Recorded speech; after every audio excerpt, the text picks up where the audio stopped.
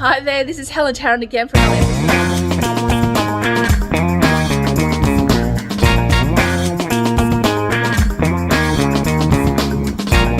Here with our whole team. Wow, it's massive.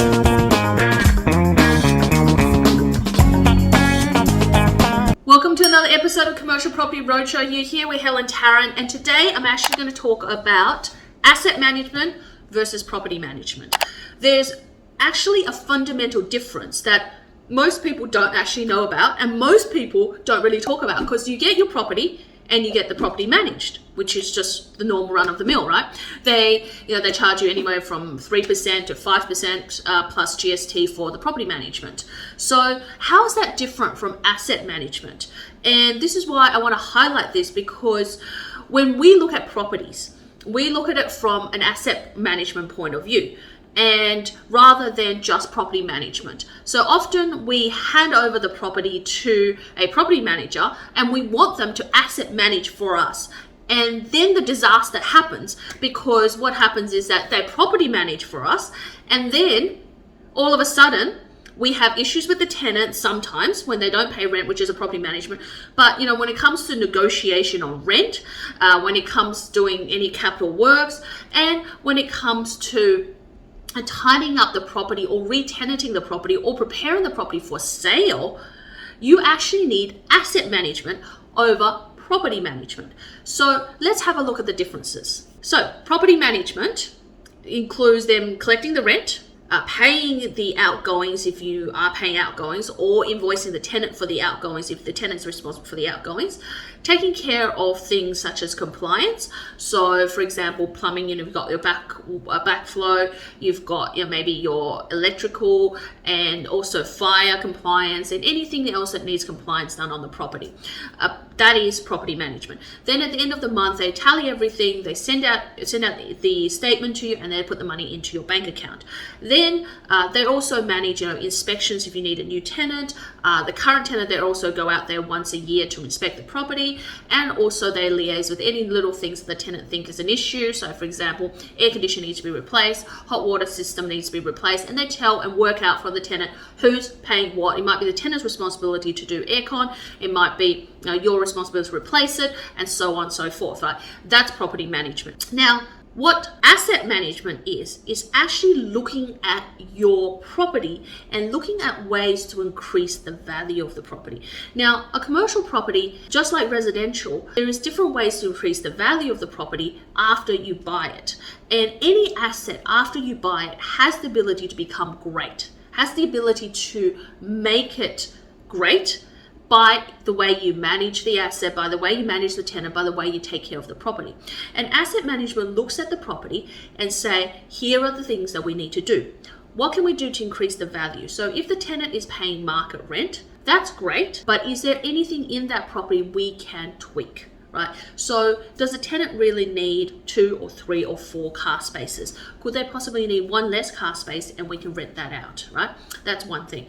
Or alternatively, maybe there is an area where they will negotiate with the tenant, or they monitor the tenant to see that whether they're being late in rent, or whether they are at capacity when they do the inspection, whether they have constant communication with the tenant, where they're seeing what can they do. But potentially maybe you need to build a mezzanine floor for the tenant where you can charge them more rent, or potentially you might create an outdoor fresco dining area if you've got a retail tenant, or if you've got an office space. If the tenant looks like they're late in rent, potentially give them less space, and you can be really proactively renting out the property. So asset management looks at it as, how do I maximize the value of it?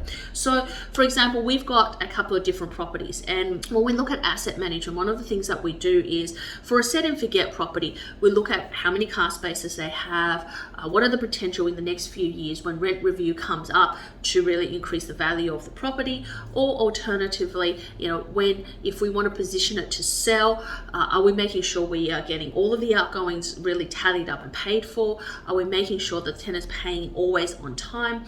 Are we making sure the rent reviews are done properly so that the tenant are paying market or above market rent, if it depending on which process you go through. And when we do a rental review, are we making sure we're taking into consideration what the tenant has, their fit out, everything else in comparison to someone else, so we can really give really accurate rent, and we can then, when we go to market, we can then make that property the maximum value. And we also look at timing in the market to be able to release that property. So maybe if you've got a vacant office build property now, it's not a great time to sell, especially if you're in Melbourne or in Sydney, because people still have a bad rap about office spaces. But potentially, if you could get a tenant in it, or maybe we would look at it and go, how can you change the use of the property? Potentially, if it's an office space, you change the use to allow education, to allow training colleges. Then potentially, instead of renting it out for $450 a square meter, you can rent it out for $600 a square meter.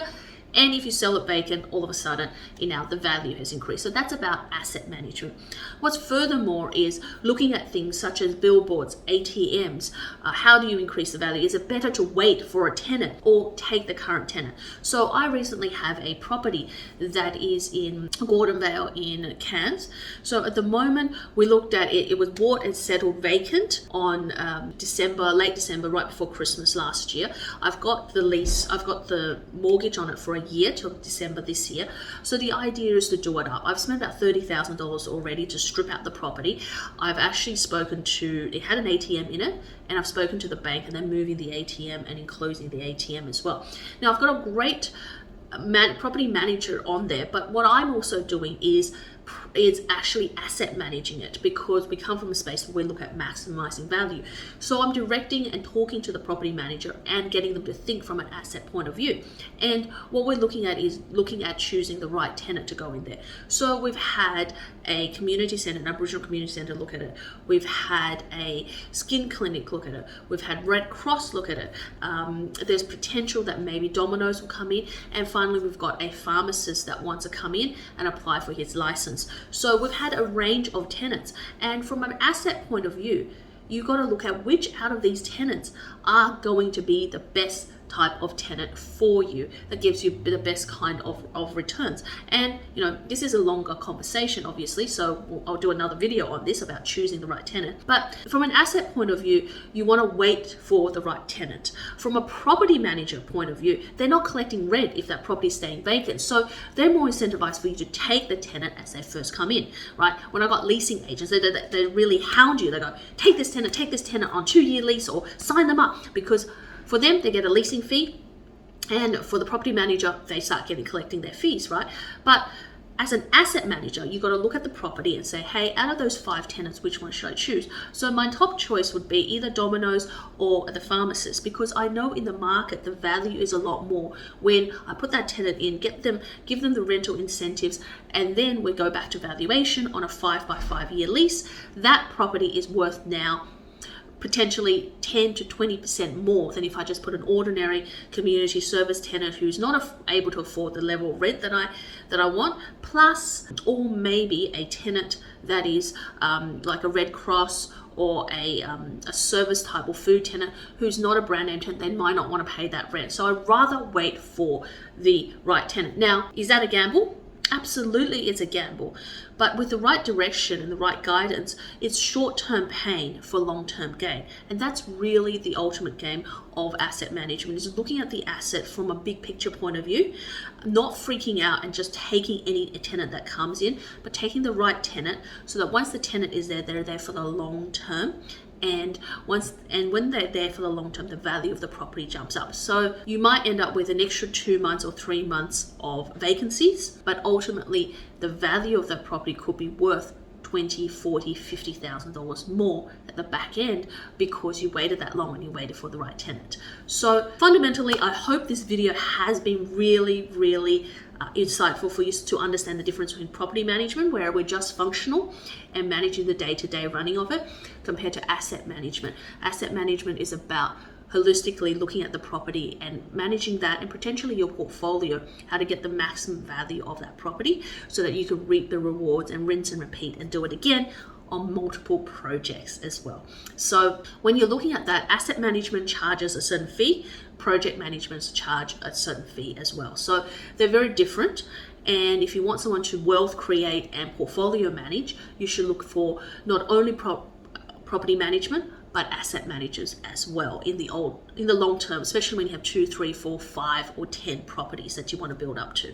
So on that note, I hope you've enjoyed this video. If there's anything else you want me to talk about, put a comment below. Reach out to me if you want someone to do a strategy for you, someone to help you with our specialist buyers agency service to help you find a property, help you asset manage, help you actually understand the journey that is commercial property. Reach out to us. We can handhold you through that. And we want to build financial freedom for you through commercial property. So in the meantime, subscribe, hit the bell. See you in the next video. Bye for now.